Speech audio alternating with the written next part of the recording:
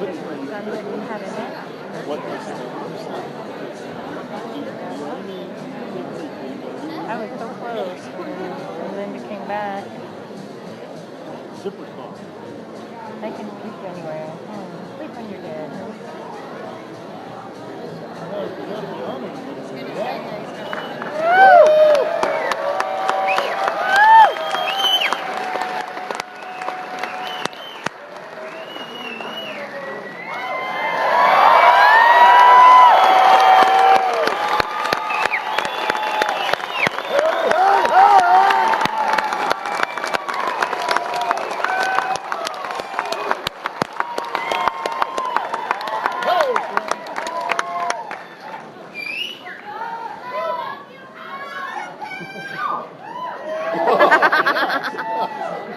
of you people have been drinking.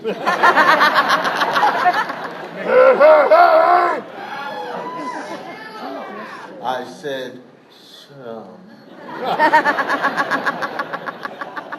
Was that not enough? Yes. And I was talking to some people, 40 years old, and they're talking about their children and other people's children. And I started to, because I'm 76, I have a different, huh? Young? How old are you? Yeah. How old are you? Yeah. What? Hey, look, are you going to answer my question? Or... We're not in a bar there. No, you said young, and I said, how old are you? 51. When you get, as time goes, you're not young. It's relative. 76 to me. I have friends who hit that number 77, and they got hit hard. They were doing fine. I remember I saw them at 76. But when 77 came, woo! Body parts. Body parts started moving. Now, it's interesting that these people with the children were talking like about their children, like they didn't know what the world was coming to, but the world was in their house. And I said to them, you guys, I don't know what kids are coming to. What are they doing? What? And I said, who are they? He said, kids, they're our kids. I said, well, who's raising them? It was a very clear question. And they just stared at me as if I was unfair. I said, I'm asking you a question. Who's raising them? Are they someplace farmed out to somebody? No, but we just don't understand. I said, okay, what are you trying to be to them? Well, we're their parents. I said, have they ever heard the word no? Let's just start with parenting there. Yes is easy. But no, let's start with no. A simple no. What happens when you say no? And they couldn't remember. I didn't have the two of you, or there was four of them. I said, you guys are getting silly. He said, well, it was easy for you. I said, what was easy for me? He said, parenting. I said, no, it wasn't. Because my wife and I came from two different backgrounds. It seems that my wife was never hit.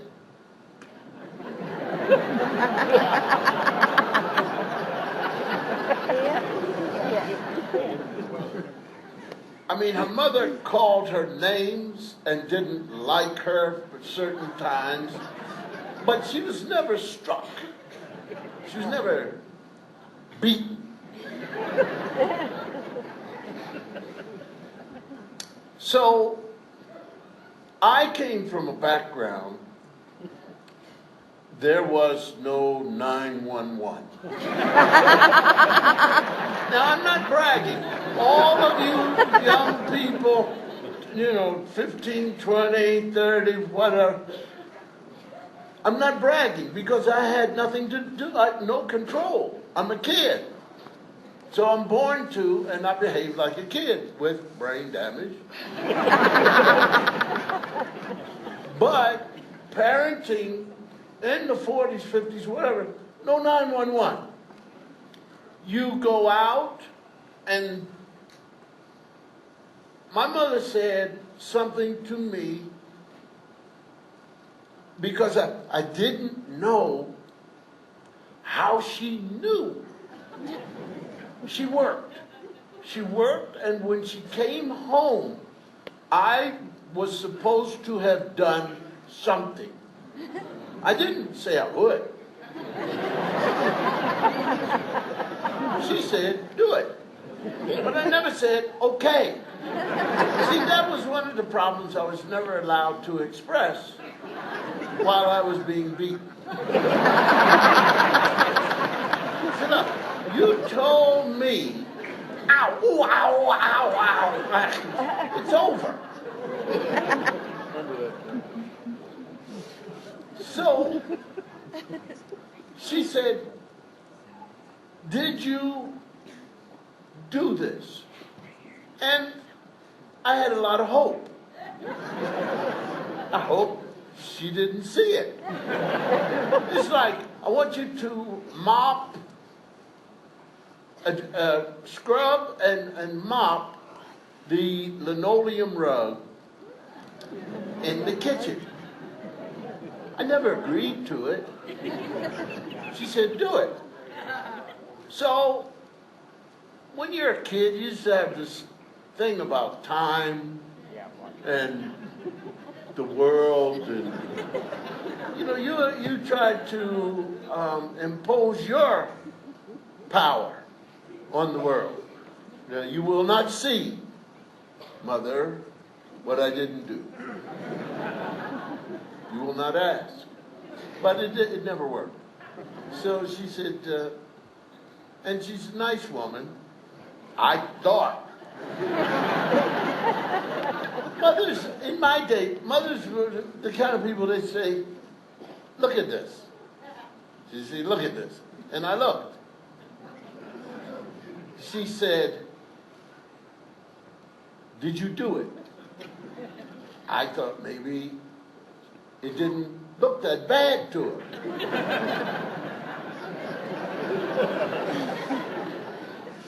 So I said, I think I did.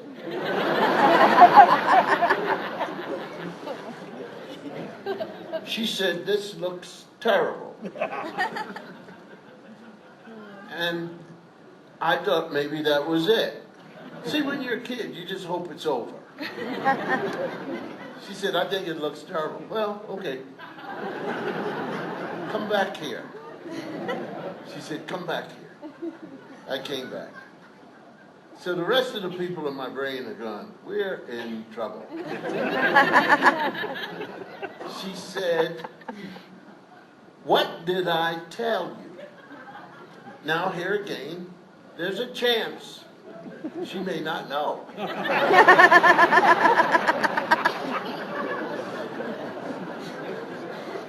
So I go safe. I said, I don't remember.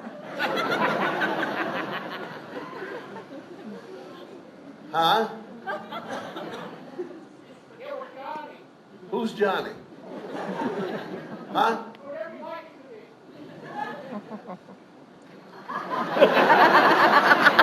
No, I understand. understand what you're saying, but I'm trying to figure out what my mother's going to do to you. And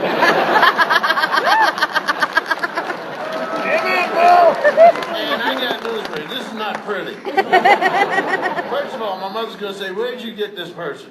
And ask you to go outside. It was Johnny. Even I had more sense than that.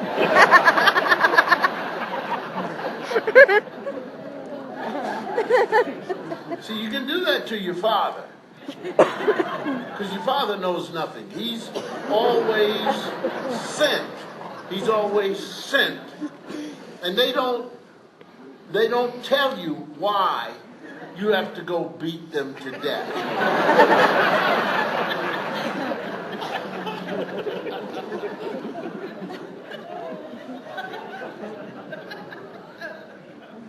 There's this time when you're a kid, if you have siblings. I was firstborn. Those of us who are firstborn have behavioral thought problems. Because you're born first and then these other people are born after you.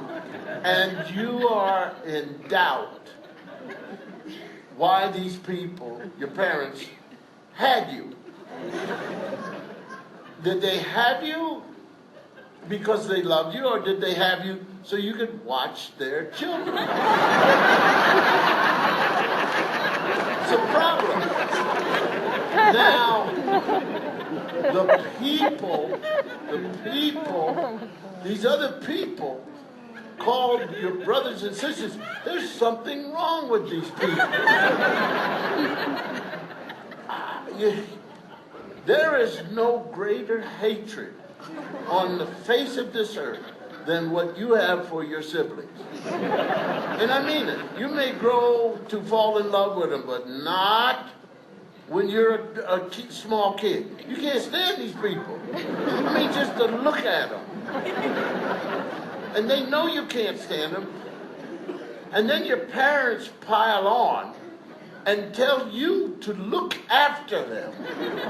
But they won't let you do to them what they do. Which is the problem, I think, today. See, parenting today, people can't hit another kid. They can't hit the kid. The kid will 911 you. So, there you are, you're like the older sibling, and your kid's going, you don't talk to me like that. I tell you what to do. Go ahead.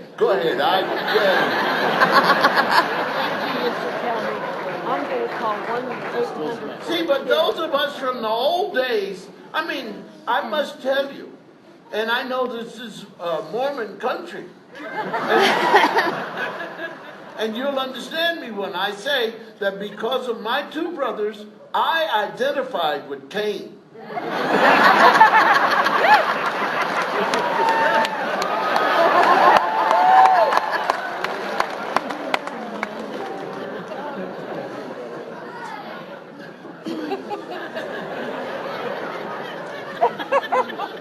That wasn't sincere.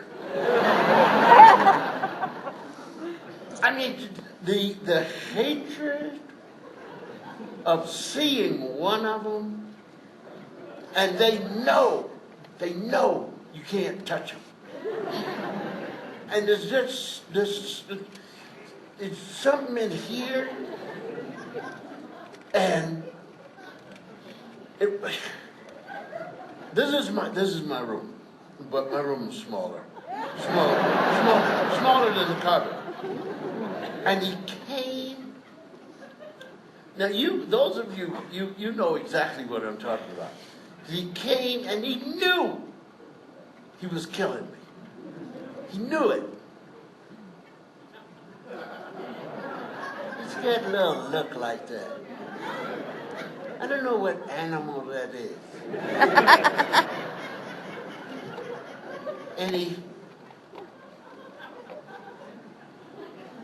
And you can't help it. You're a kid. You can't help it. you just begin to feel helpless and angry because your parents said, keep your hands off of him. Don't touch him. I said, yeah, but you put me when I'm talking. My mother said to me one time, when I ask you a question, you keep your mouth shut.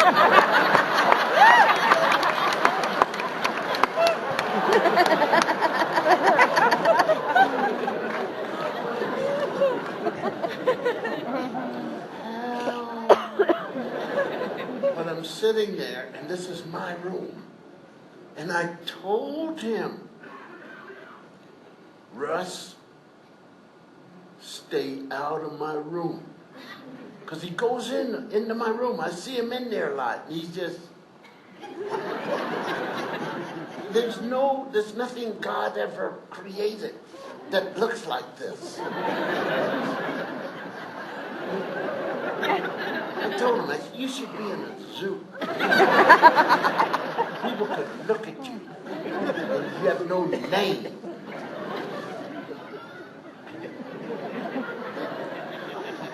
You look like what pus would look like if it turned into an animal.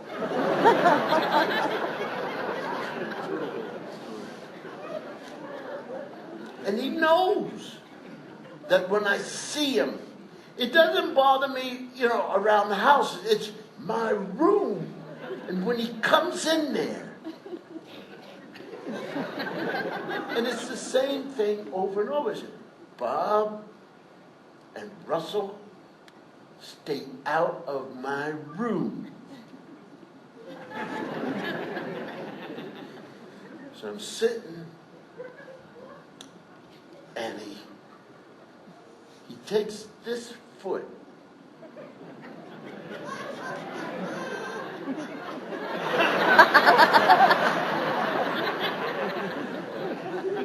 I couldn't control myself. Oh, I wanted to do damage. And I said, Bob, no, it was Russell. I don't like either one. My father couldn't get the name straight.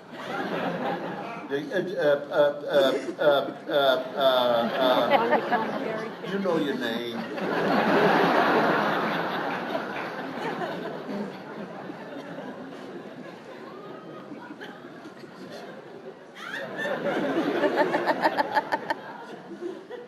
Get out of my room. So I got up. Yeah, and he's about here, but he never looks up. He's always looking straight in there.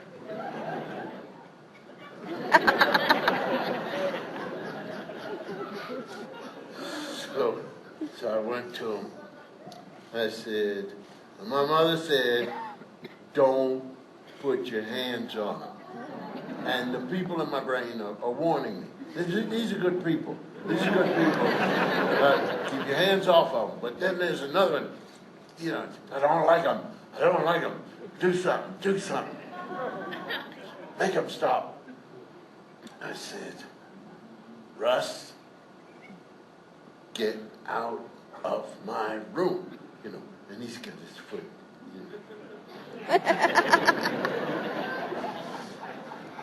So I can't touch him. So he says, this is a free country. So I bumped him with my stomach. I said, get out. It was beautiful, man. But he did what they all do.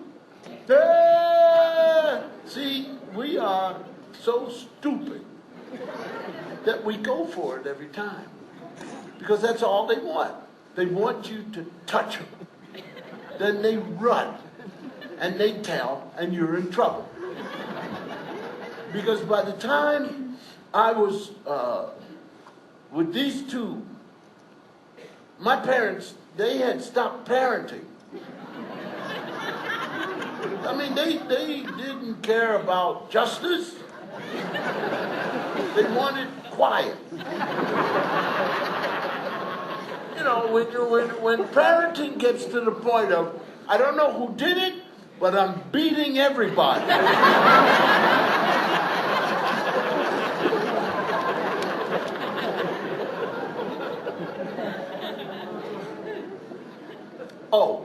So put him over there. So she came home from work. She was working 8 hours and then coming from, and then she would cook dinner. I didn't tell her to, but this is what she did.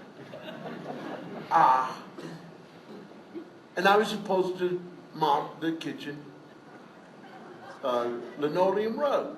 So she says, she tells me everything I did.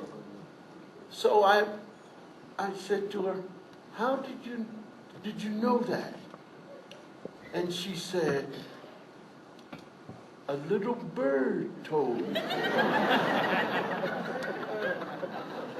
Now, I don't know that every old person not working is looking out the window. And they report. They meet my mother at the trolley car to walk with her and tell them what I did. They report on every kid. We never knew till we got old.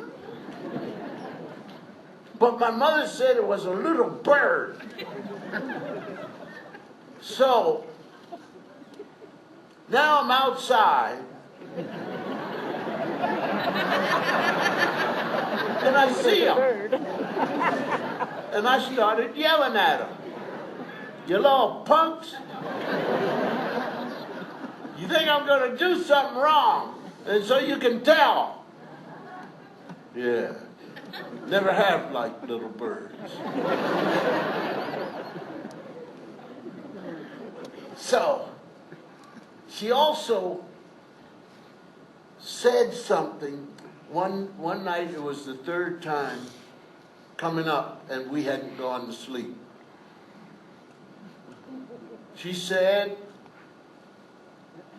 don't let me come back up here. I don't know how to stop her.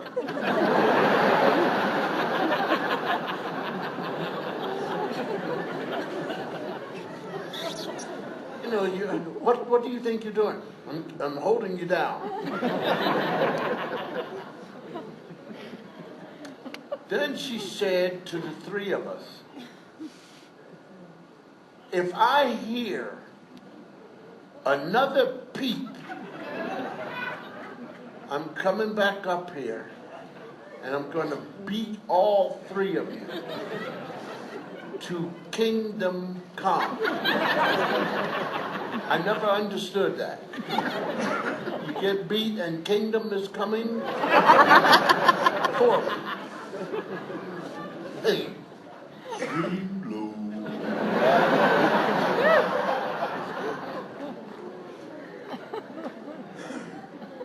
Then my father, she'd send my father. Now this poor man knew nothing. And you knew he knew nothing. And I'll tell you something else. I'll tell you what's wonderful. And this is for people who are parents. When you're a kid and you're not sleeping, so you got this whole thing, and your mother comes up, and you hear her, and you turn the lights off, and you get in the bed, and you close your eyes. Then she opens the door, and you're asleep. She turns the light on, and you're sleeping. And you're sleeping like this.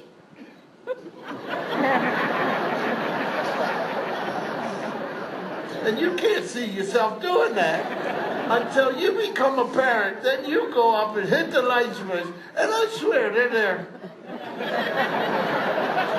I couldn't even talk to him. I laughed so hard. I just closed the door. I said, "It's the worst behavior I've ever seen."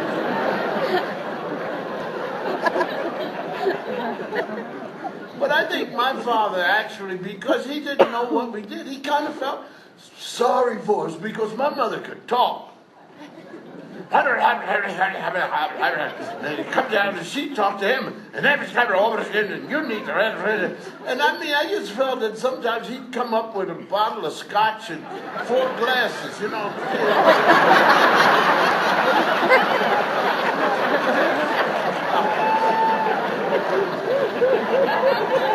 What is going on up here? Can anybody tell? I mean, I'm on your side. I just don't know. You guys are making my life horrible. I got to sleep with her. Now, what are you doing?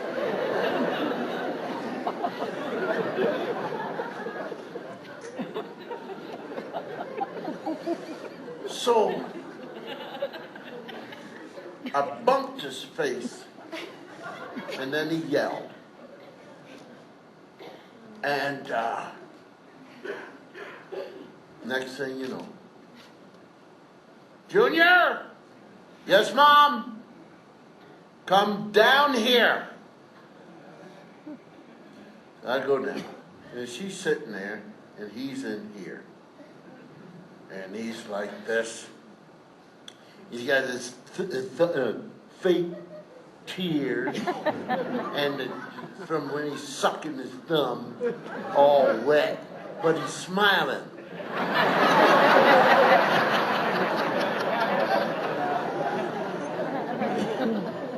So my mother said, "Did you kick him in the face?"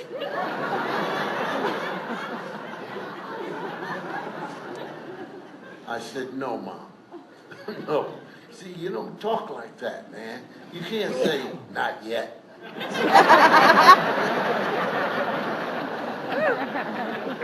Different generation. Yeah, one of these guys I was telling you about, there was another one yesterday, and we weren't bad-mouthing kids, but he said that, he said to his daughter, he said, "Hey," he said, that's the way he put it. He said, "Hey, have you thought about going on a mission?" He said, and she said, "Don't tell me what to do." When he said it, I just saw her flying. You know what I mean? There's certain things that you just become used to. He's a modern parent. You know, he's going like, that doesn't mean anything. But see, I could never say that. I'm going to say, "Hey, do you ever think about, don't tell me." Into the middle of next week. These people knew how to beat in those days. Beat you into the middle of next week, which I thought was not bad. Because I'm there 4 days by myself.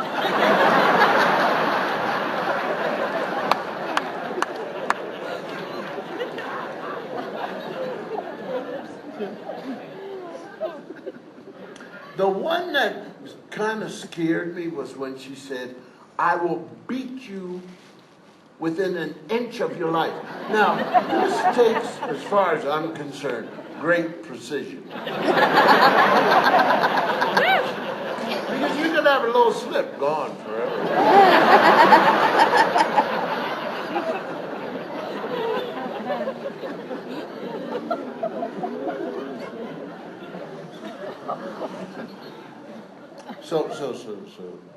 So she says to me, she says, "Go upstairs. And I don't want to hear another thing." So I went up. I don't know how to explain the anger, but I've been defeated by this idiot. And I hate him. And his room was here.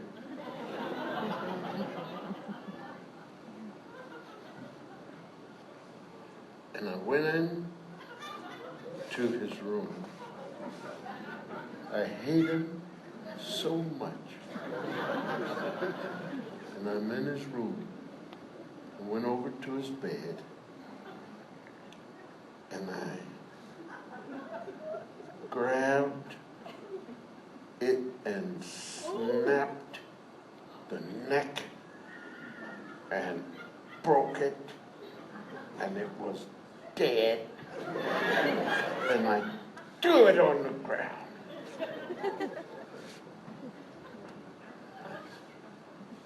Russ! Hey, Russell! Wood!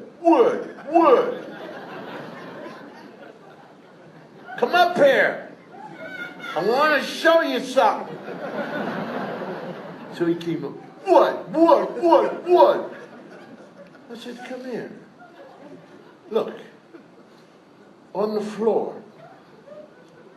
What? Dead. What? Your invisible friend, Nolan.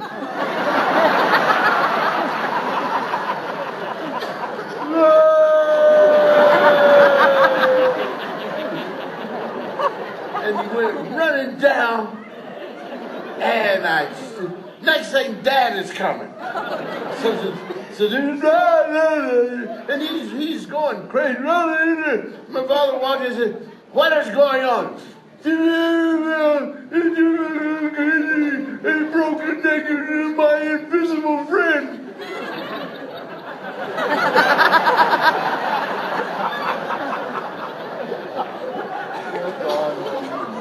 Run that past me again. He killed my invisible friend.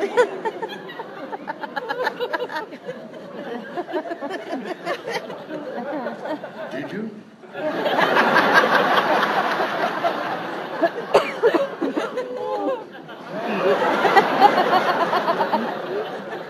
Broke his neck.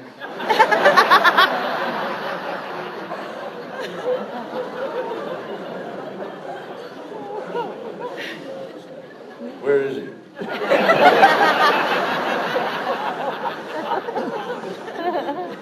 Russell started freaking out. You're standing on him.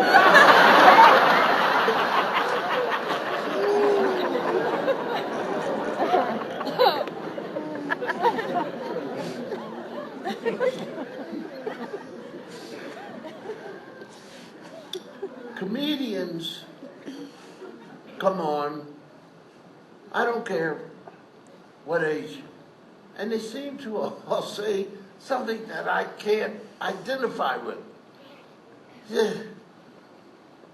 When I was growing up, we were poor and didn't know it. I don't understand this one at all, man. What kind of poor is not related to broke?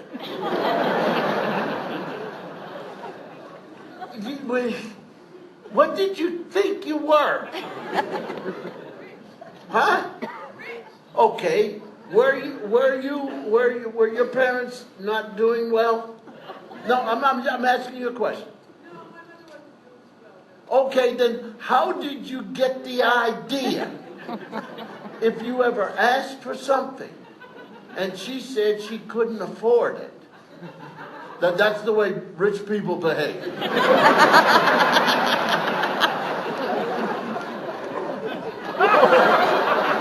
Now wait. I'm listening.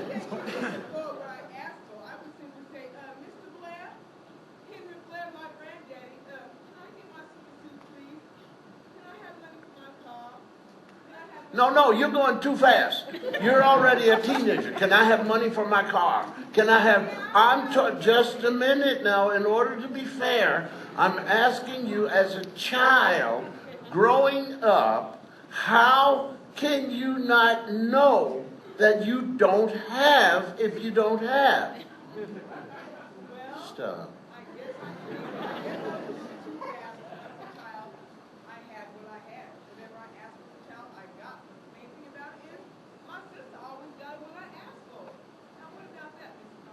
Okay, because that's not saying we were poor, and you couldn't have been poor. No, dear, you couldn't have. Okay, you were okay. Now, let me move on.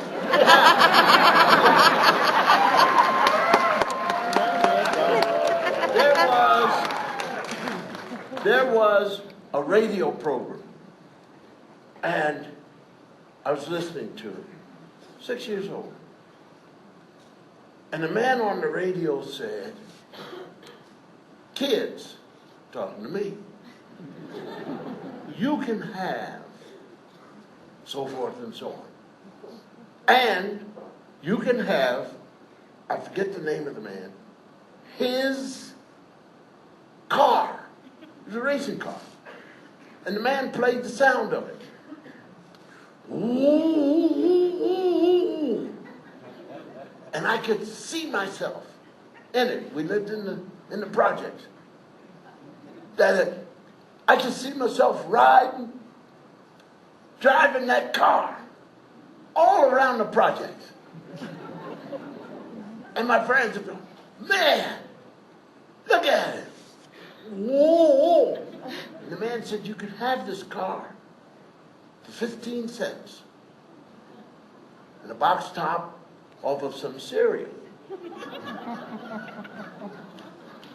I'm looking at my parents sitting over there, looking like a project version of American Gothic.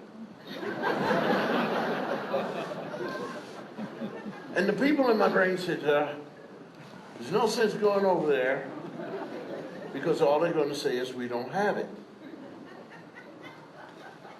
But then another one said, let's go. Let's give it a try. I had 3 ways to beg. First is to make it appear to be wonderful. I said, Mom, Dad, guess what? The man on the radio said that I could have Mr. So-and-so's car. You should have heard it. Woo, woo, woo, woo, woo, woo.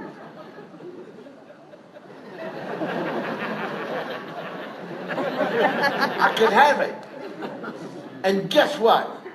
It only cost 15 little old cents and a box top off of the cereal. I know we don't eat the cereal, so don't worry. I'll get the box top. I will go to people's trash and I will get it. If you would just give me 15 little teeny cents. And my father said, son, we don't have it. So one of the voices said, they got it. They just don't want you to have it. So I went to level 2, which is whining. But I wish if I could have that, I could just be driving all over the projects. I will be so happy. And I can pay you right back. I'm 6 years old. So you said that when I get 7, that these teeth are coming out, and that the tooth fairy's going to give me a nickel. So if I take them out now, then you can give it to me, and I will give you 10 cents and owe you 5 cents, please. Son, we don't have it. And another voice, he was very angry. He said, I don't see how 2 people in their late 20s, both of them working, and they don't have 7.5 cents apiece.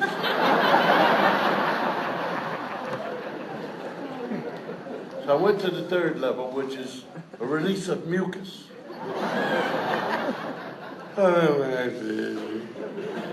I try to be the best kid you ever had. I try to do things right. I was giving up You know, I blew a bubble. I go out to play, and the friends of the kids say, "Man, Cos, you never have nothing." And I said, "You shut your mouth. I love my parents."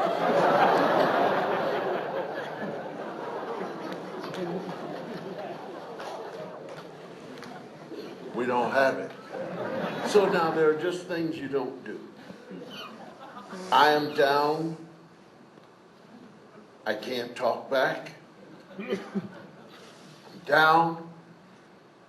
I remember my mother saying to me, and don't look at me in that tone of voice. So looks are out. But not stomping. Oh yeah. So I stomped. It was my first time stomping. And my last. No, not because of what they did, but when you stomp, the force comes up and whacks your skin. And so it was hurting when I was doing that, but I had to keep it up. And I went upstairs, stomping, and went into my bedroom. And I was so mad, I hated them. I wish they were dead. And one of the voices said, "Slam the door. Let them know you hate them." And I said, "Yeah." I grabbed that door and I, boom! And I was out of breath. I was so mad that when I sat on the edge of the bed, because I hate them, and another voice said, "Now lock it." And I went over and I pushed it and the bolt grabbed. Locked. For the first time in all of my 6 years of being on this earth, I locked the door. And I sat on the bed. My room is over the kitchen. I sat there thinking about them. And I wish they would die. And they would die and they would be dead. And then they would say, oh, son, oh, no, please come save us, come save us. And I would say, I don't have it.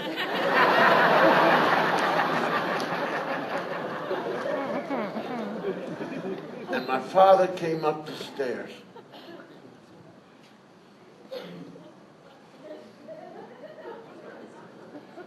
The doorknob. Click, click, click, click, click. Don't move. Junior. Click, click, click, click, click, click, click, click. Then my father knocked on the door with his foot. Boom! The bolt held. But the molding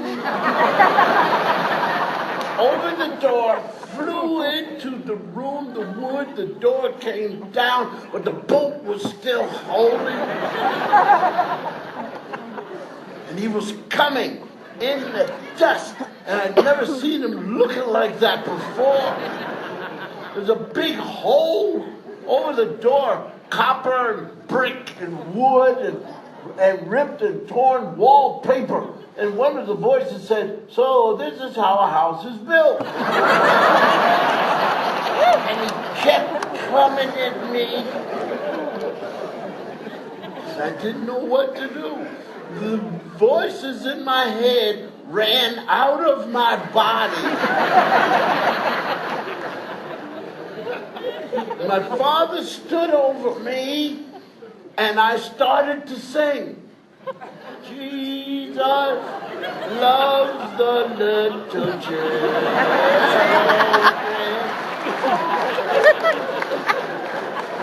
My father looked at me and he shook his head. He started laughing. I don't know what to do with it.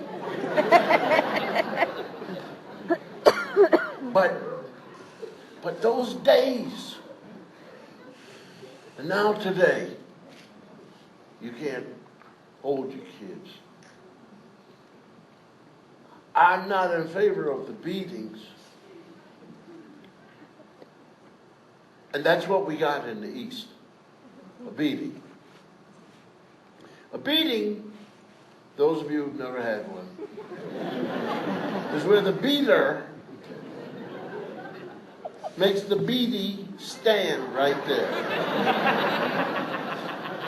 You stand right there. Then they get God involved. So help me God.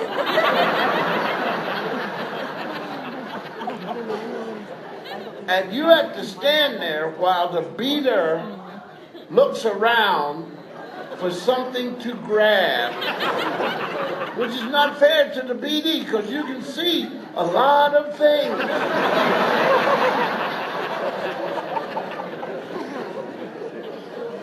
Then we go through interrogation. What did I tell you? I don't remember. My mother would hit on huh. Huh?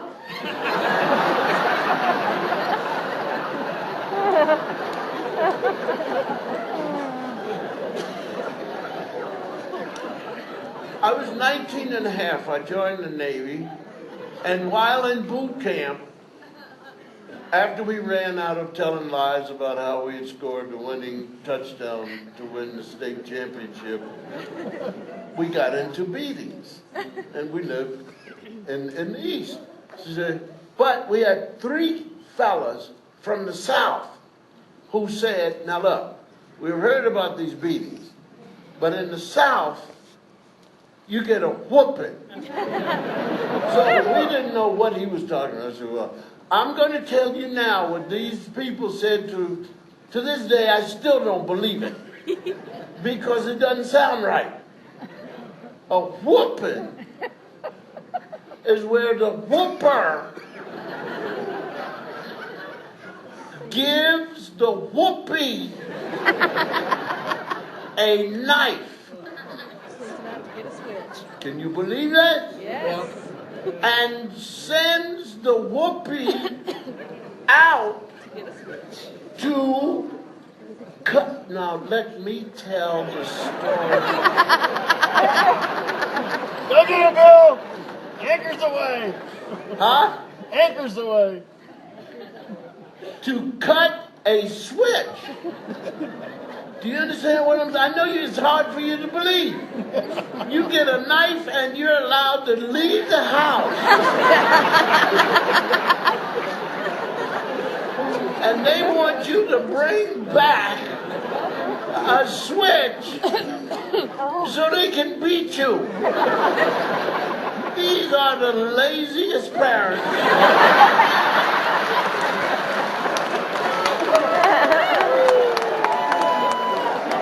And the dumbest kid.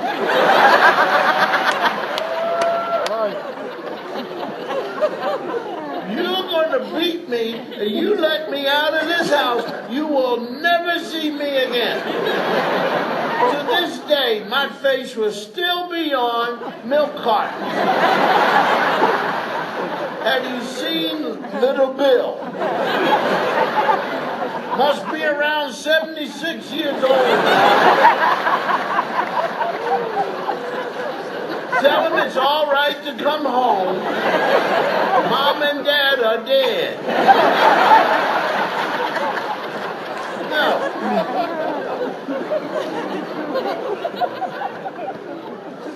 So now,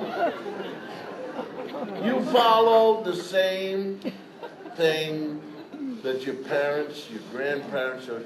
Okay, you get married, and now you plan for children. Because you think that they're cute and they're wonderful and you want something to go on when you're dead.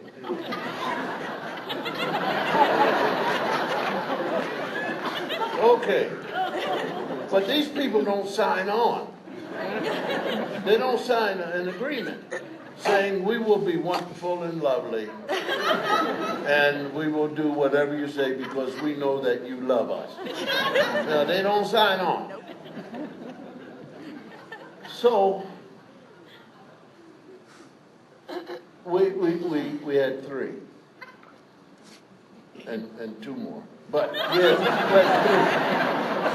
had 3. And I am driving them to school. Like this, like that, and like that. I'm driving them to school. Amherst. And a block and a half from the school, Dad, can you stop the car? Can you stop the car? Please. So I pull over. I see what's happening. Could you let us out here? For what? Well, if you let us out here, we will walk to school from here. No, I have to take you up to the front of the school. Yeah, we know that. We know that. But would you just let us, if you would just let us out here, we can walk to the school. We know the way. I know you know the way. But I was given instructions by your mother to let you out in front of the school. Yeah, but Dad, we won't say anything. Ah! Liars, all 3 of them. But Dad, please don't. We don't want. Can you just let us out here, please, Dad? We won't say anything to Mom. Please let us out, Dad, please. So what's wrong with you people? What is the problem? We just want to walk. So I turned around and I said, okay, now you got to tell me what the problem is. I looked at all of them, and I've got experience of like 9 years. And when you have that kind of experience and you have 3, 4 children, you want something, you pick out the weakest one.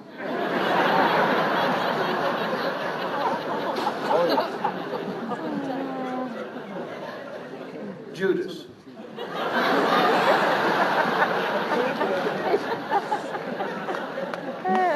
What's the problem?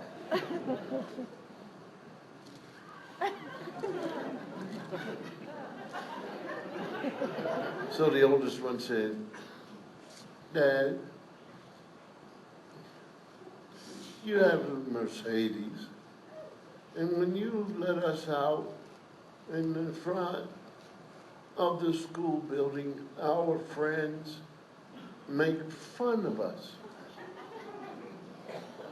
Help me out. What kind of fun do they make of you? Well, they say that we think we're rich. Why didn't you say this earlier? I can straighten that out for you. First of all, you're not rich. Your mother and I are rich.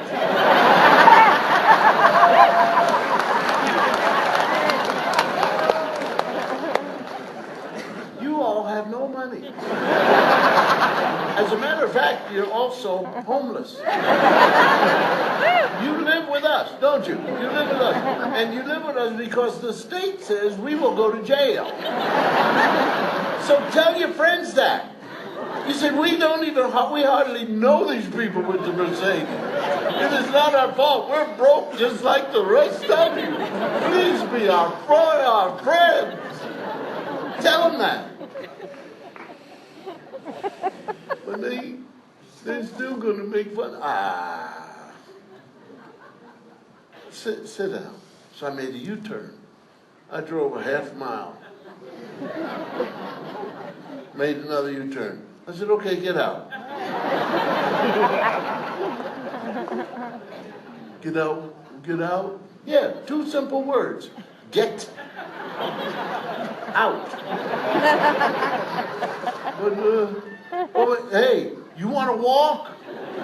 You want to prove to your friends how much you love them? This is it.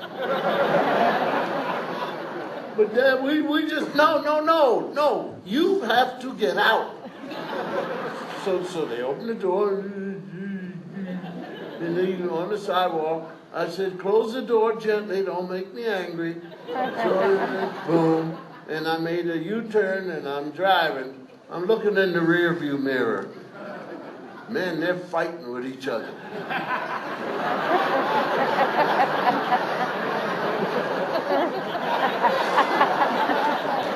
So I turn around, I come back. They're just, I said, get in the car. They got in.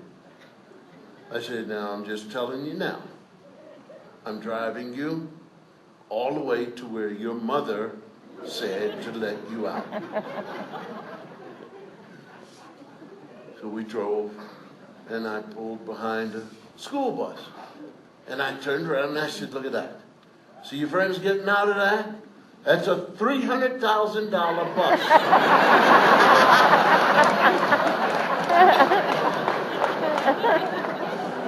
With a chauffeur.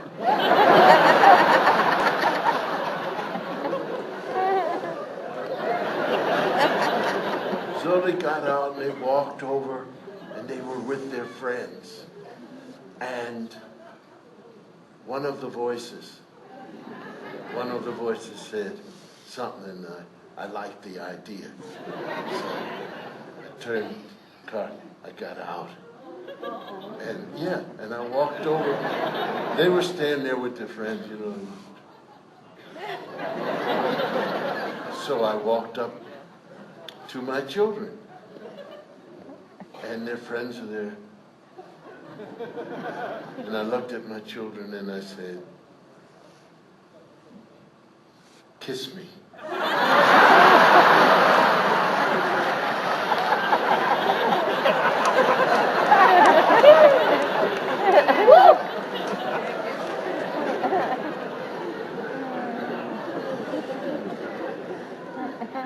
But my wife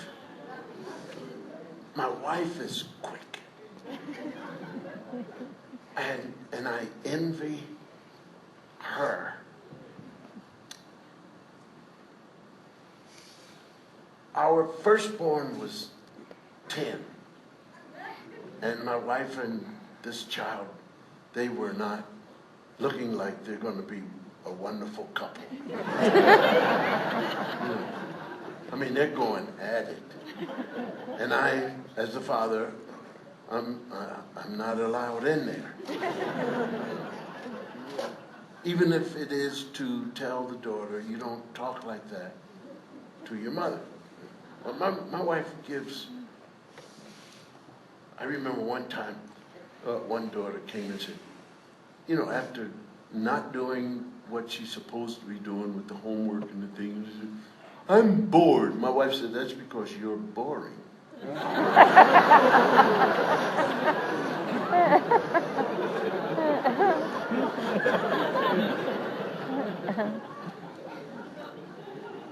I'm sitting in the room my wife gave me.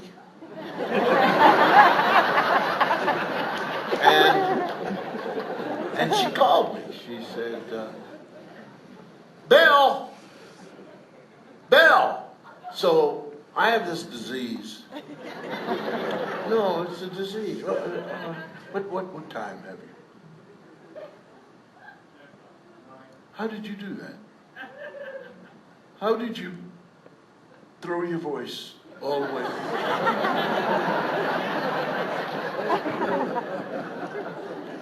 What time is it? Thank you. My grandfather had this disease. I saw it when I was 9.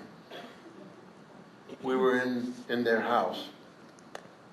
My grandfather and I, and my grandmother was back. You got the living room, staircase, dining room, and kitchen. She was back in the kitchen. And he and I were playing Chinese checkers. He loved to play it. You know, the marbles. And He said, your move. He always made me move first. So I moved.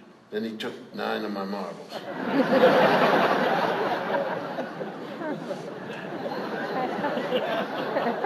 And he would go, ha, ha, ha, ha. So my grandmother, Grandma Cosby, says, Russell, I need to see you. And Granddad was just looking at the board. I remember it clearly. He just did like that. So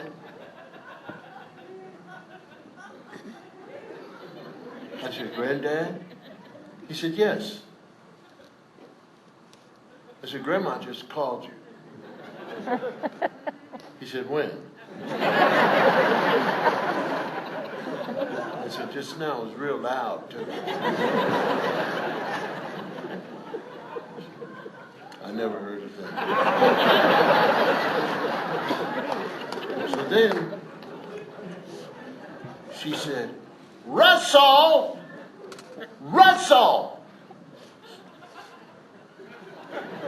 And he's just looking at the board. I said, Granddad. He said, yes. I said, oh, boy.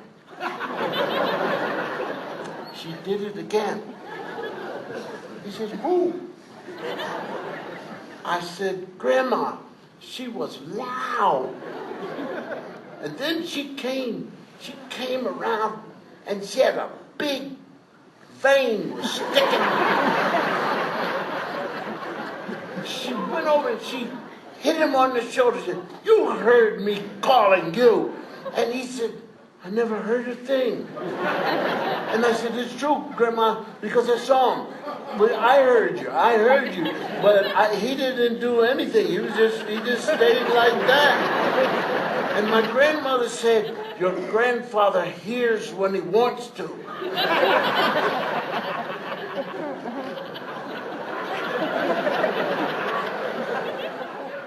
The next time I saw the disease, my father had it. I was 15 years old. We were sitting in the living room watching the baseball game, black and white, TV. And in those days, announcers didn't say anything unless something happened. So it was quiet. And my mother was back in the kitchen. And she said, Bill Sr., I need to see you. And my father just sat there like that, looking at the TV. So I said, hey, Dad. He said, yeah. I said, oh, boy.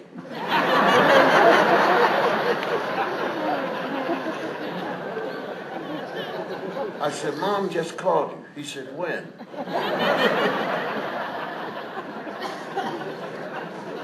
I said, just a second ago. And Dad, I'm telling you, it was loud. He said, I never heard a thing. I wanted to cry. And then she called him again, and he just kept looking. And I said, Dad, she just did it. He said, who are you talking about? I said, your wife called, and then she came. She had a big old vein.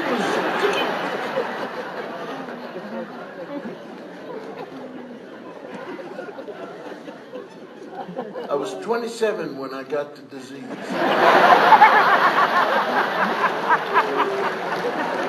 But,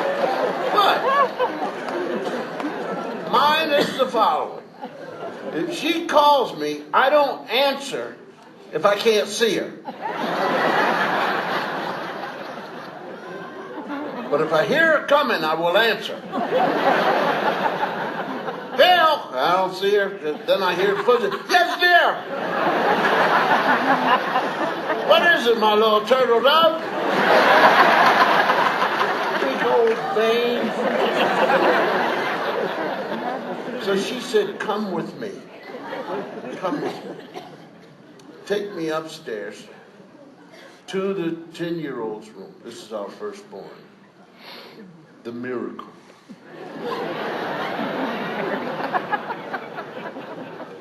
Now, they get to that age where they just don't care. And they will deliberately be dumb so it can bother you. So she's standing here. We're in her room. And I'm at the door. And my wife said to me, "Have you ever seen such filth in all your life?" I said, "No, I haven't, Your Honor."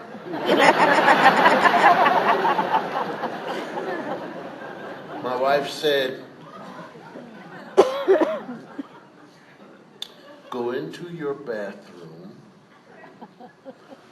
On the floor is your bathroom scale. Pick it up with both hands.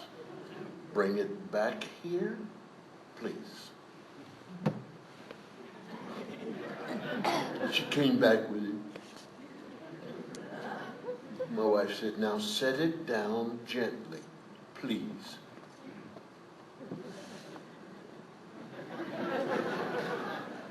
My wife said, "Now bring that sock over here. Now, put it on the scale. How much does it weigh?" "The needle hardly moved." "Then why can't you pick it up?"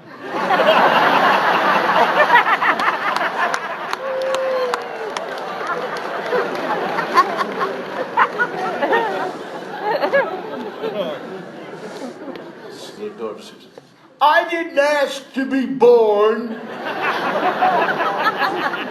And I thought of 3 things to say, but none of them would allow me into the kingdom. But my wife, in amount of time, said something. I became so jealous and envious. The daughter said, "I didn't ask to be born." My wife said, "And you're not what we asked for."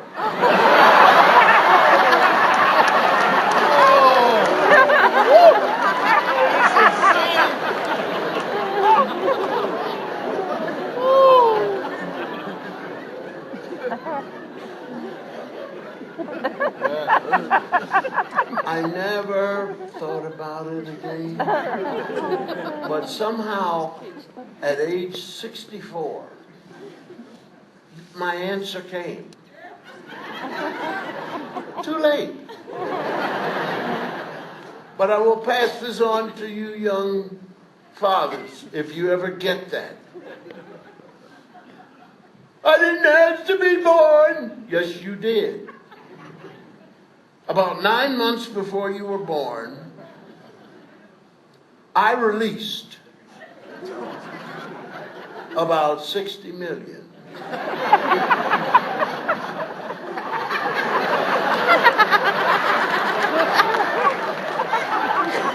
And you were one of them. The idea is the first one to the egg closes and the others die. You could have hung a left.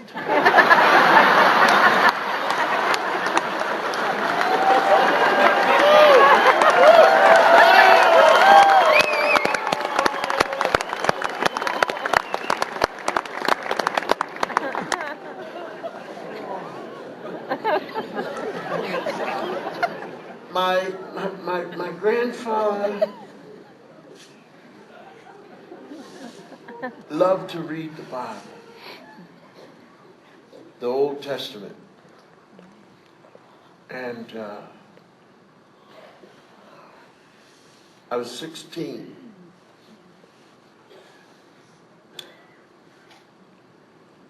I had on my baseball uniform and I was walking with Rookie Jackson. Rookie and I are tight. We love girls. We see girls. We just look at them, talk about them.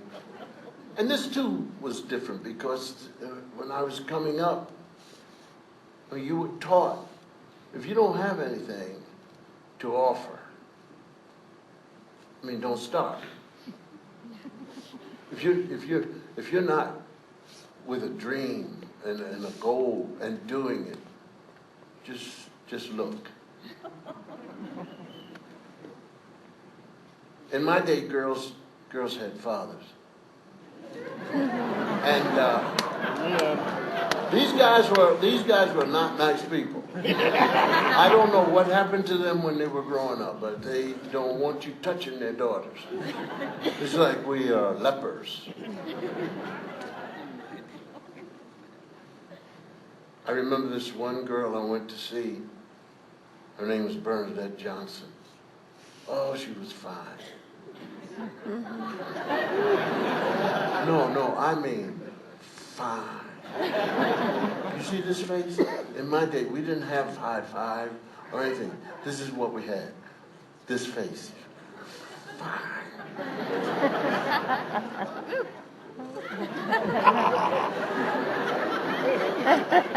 No, you didn't even make a noise. You just... And when Bernadette Johnson walked by, she wasn't hanky or nothing. She would talk to you, and she was a great slow dancer, but she was fine.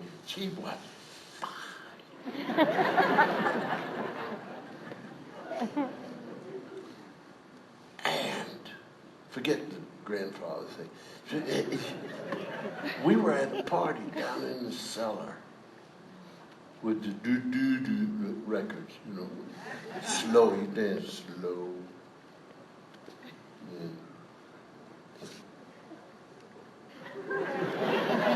Blue, orange, green, yellow, red, light bulbs. Everybody looks good in that light. I made more mistakes. The girls made mistakes off of me too. He said, "Oh no, you get up to the kitchen. Oh no, I really don't have a phone. I'm sorry. I don't." And we're down there, and my boys, it's about 6 of us, and Skeets Matthews said, Bernadette Johnson's over there, that he heard that Carla Wilson said that her cousin Raymond heard Muriel Gray say that Richard Tucker heard Bernadette's cousin Florence Flores speak on how crazy she was about Miles Davis's trumpet solos. And I said, "What?" I said, "Yeah." Now before, I never hardly talked to her, but now to be able to discuss Miles Davis's solos. And I went over to her, and she did like that. I said, "No, I heard that you love Miles Davis's solos." She said, "I love Miles Davis solos." I said, "Bernadette, I just happen to have the 2 latest Miles Davis LPs, and I would love to bring them to your home, and we could discuss Miles Davis's solos." She said, "I would love it." It was summertime, Philadelphia. She lives 2.5 blocks from me. I know her house. I don't breathe when I walk past her house.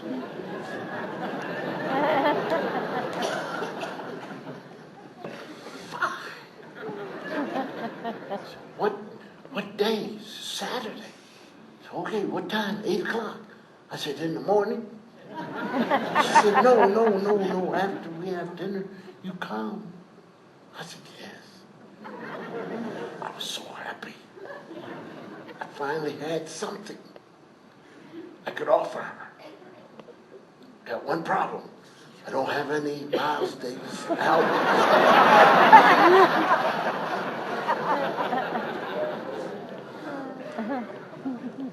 So, I go to Joe Barnett. He's my man. Joe loans me his LPs. You're not going to open that here, are you? While I'm talking and telling this story, you go over. Just open it now, so I don't have to hear it. Go ahead. What is it? Give me some.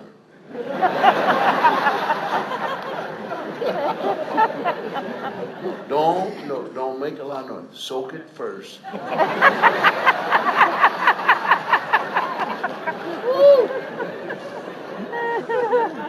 So, Joe wouldn't let me have him, and I almost beat him up. I said, Joe, this is important. He said, what's wrong with you, man? I said, Joe. He said, but man, people borrow my albums. They don't bring my albums back. I said, Joe, have I ever done that? He said, no, but. I said, there's no but. I'm your man. You're my man.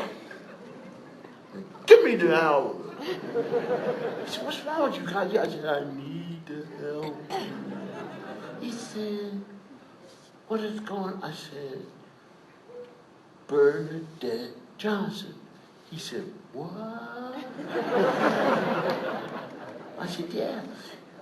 I'm going over to her house and explain the Miles Davis solos. He said, what? So I gave them to me. Only had a problem. Stolen from Joe Barnett Jr. He stamped them. So, bad thing happened. The Waterman ink bottle was knocked over accidentally at my house. And the album was there. And I had to do like that, and you couldn't read it anymore. Terrible accident. Saturday, Philadelphia, 90 degrees Fahrenheit, 90-degree humidity, 90% humidity, sticky. Your skin, you can hear your arm open and close. I took 3 baths. And we didn't have a shower.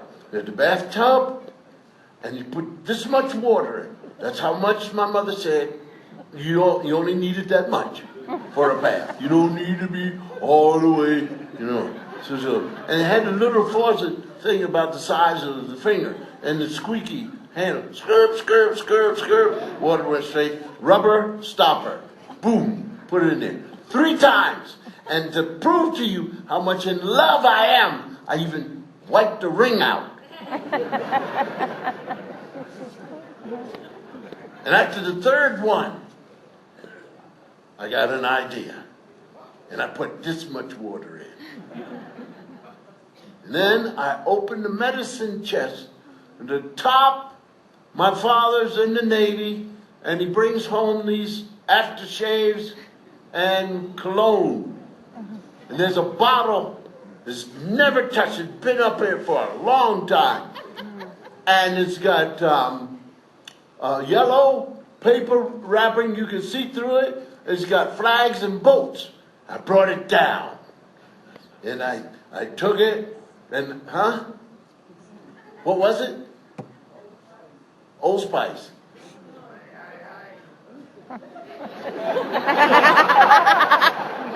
I don't think so.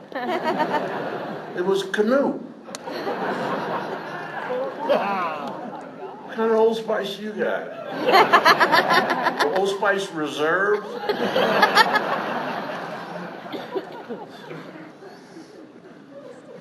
And the top, then the water's in, and but no, don't call on the Lord.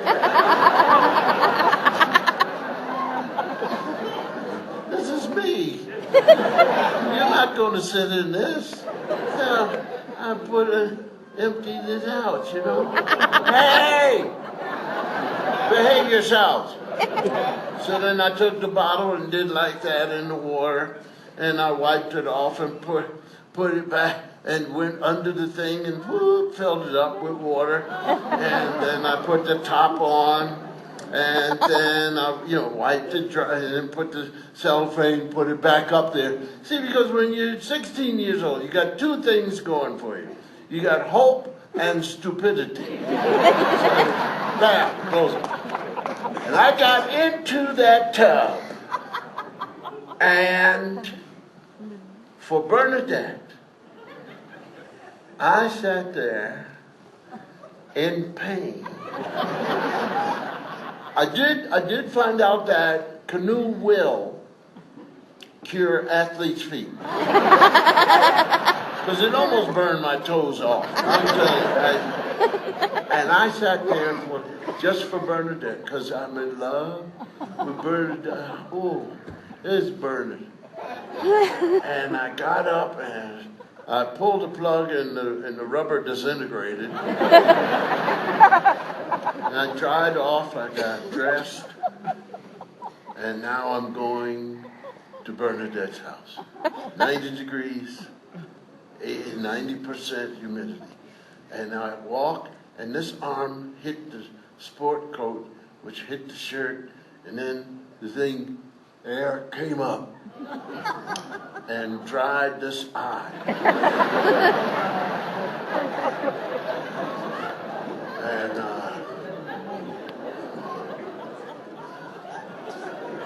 so then I switched. And I'm walking and hitting, it came up and dried this eye.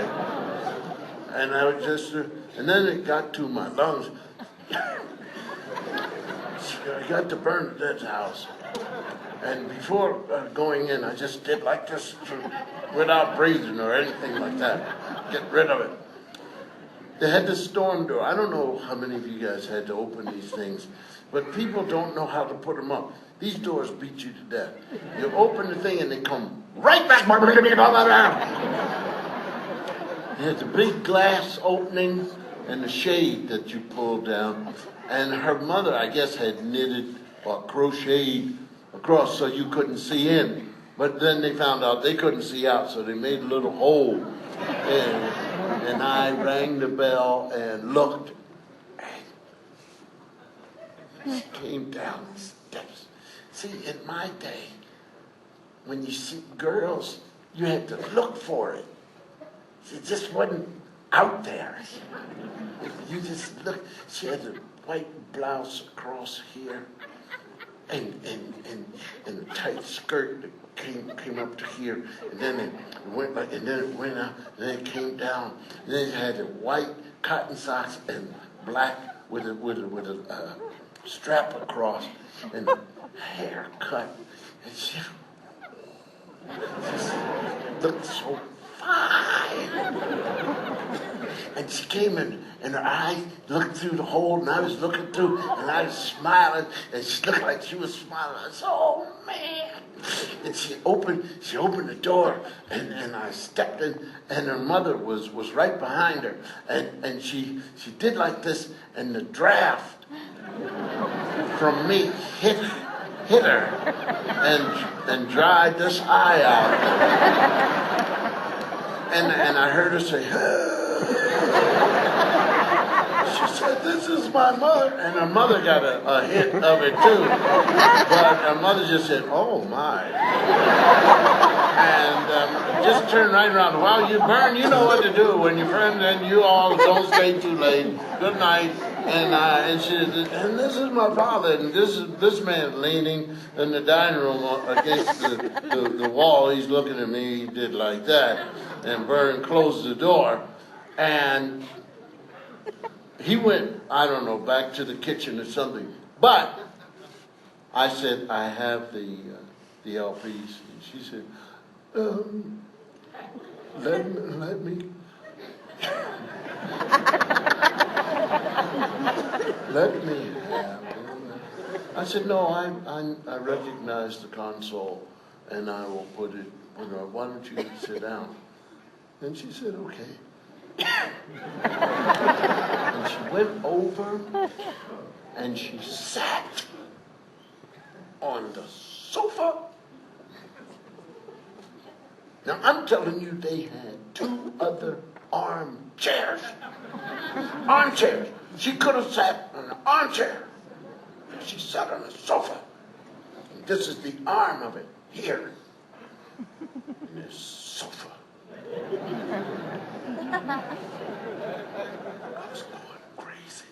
I opened the door and pulled the table out, took the LPs, lifted the thing and put them there on top. Power, hi-fi, and 33 and a third.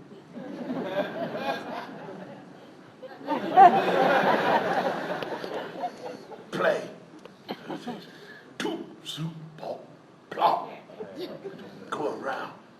Arm, diamond needle with scotch tape holding the quarter down.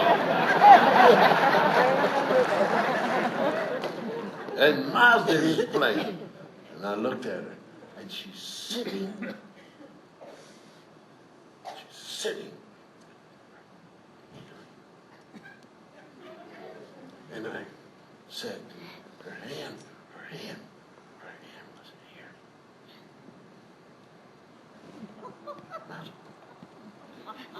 So my hand accidentally came down and landed on top of her little finger.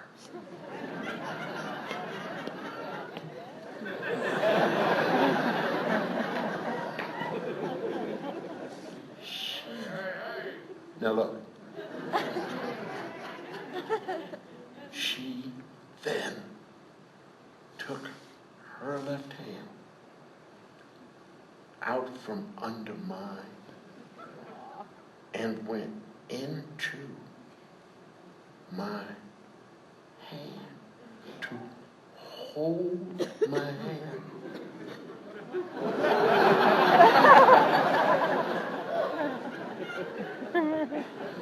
I was so happy. I didn't know what to do.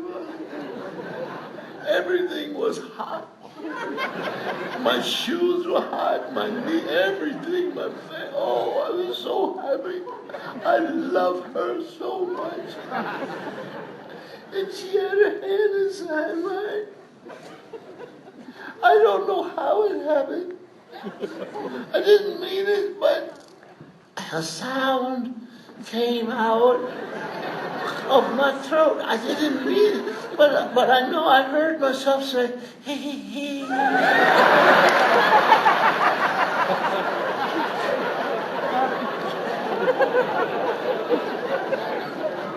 And then I gave a little test squeeze. And she squeezed back. I didn't mean to say anything, but I love her so much. I said, oh.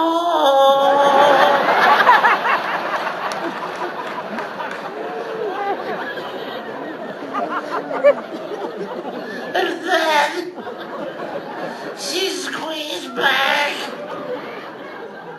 I didn't mean to say it. It just came out.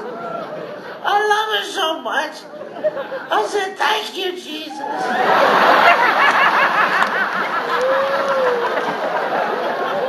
I couldn't help myself.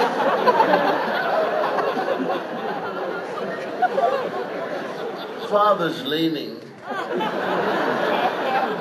Got a gun in his hand. The barrel is out. And it's empty. He's got a stick with some cotton or something. He's sticking it in the empty chamber.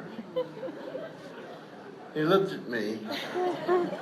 He said, you live 2.5 blocks from here, don't you? I said, yes, sir. He said, you're on the other side of the street. Got 2 brick posts and a gate. I said, yes, sir.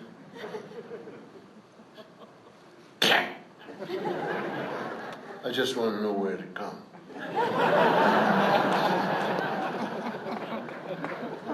And he left.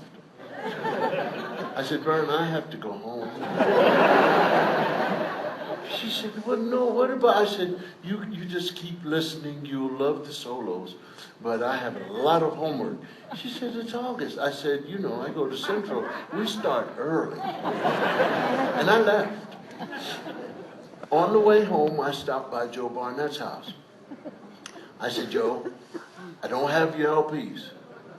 He said, what happened to them, man? I said, I left them. You can go get them at Bernadette Johnson's house. He said, what? I said, yeah. Not only did he get the albums, but he got Bernadette Johnson. They dated all through high school. Then they went to college together. Then they went to grad school together, got engaged. I was one of the groomsmen. By that time, I was famous. And after the vows and everything, and we came down, her father came to me. And he said, Cosby, I just want you to know something. I had nothing against you. But I just couldn't see myself for the rest of my life living with you in that smell. Thank you all. Good night. Take care.